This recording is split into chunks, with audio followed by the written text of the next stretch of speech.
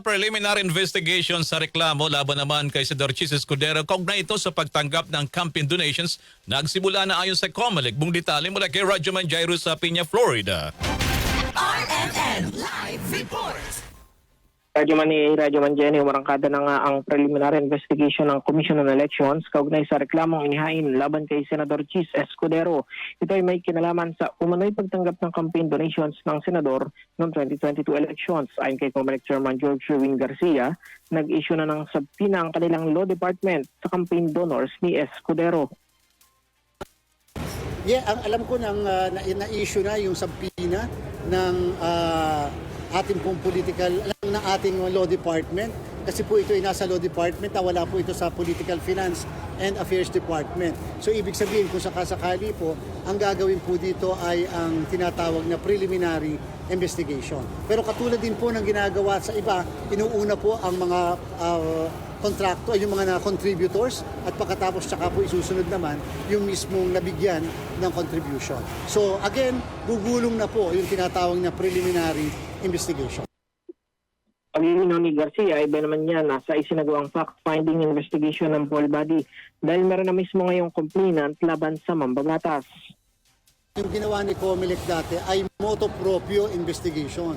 Nakabase lang yun sa available na dokumento, available na evidence, wala pong nagreklamo, wala pong complainant, wala at kung ano lang yung nag-gather na ebidensya ng aming opisina na yon. Ito po kasi may nag-file na isang complainant at therefore may mga ibang dokumento na involved, may mga inintroduce na dokumento and therefore yun po kinakailangan natin ipasagot yung mga dokumentong yan doon sa mismong inaakusahan. Na dati, wala po yung mga dokumentong yun. Yun po yung kaibahan ng fact-finding na yun, na motu proprio at yung may nagpa-file ng kaso na galing mismo sa isang pribadong individual.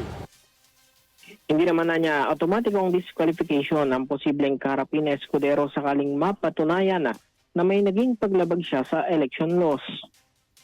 Hindi po siya ground for disqualification. Later on, pwede siguro kapag dalawang beses kang hindi nag-file ng SOSE, perpetual disqualification to hold public office yun. Pero kung halimbawa yung sa SOSE may nakita na misdeclaration, etc., yan po ay violation o kaya naman may problema dahil yung nag-donate ay hindi po tama at legal na mag-donate, yan po ay isang election offense lamang at hindi po siya ground to disqualify. Maliban na lang kung nangyari yung insidente at nagdesisyon si COMELEC prior to the election, pwede po maging ground dyan ng disqualification. Dati nang pinagpaliwanag ng COMELEC si Escudero sa pagtanggap nito ng 30 milyong piso na donasyon sa kampanya mula kay Lawrence Lubiano ng Center Race Construction and Development Inc. Ito ay dahil ipinagbabawal sa ilalim ng Omnibus Election Code ang pangtanggap ng donasyon mula sa mga government contractor. Kasama mo sa DCXL RMN Manila, Radyoman Jairo sa Peña, Florida, Tatak RMN.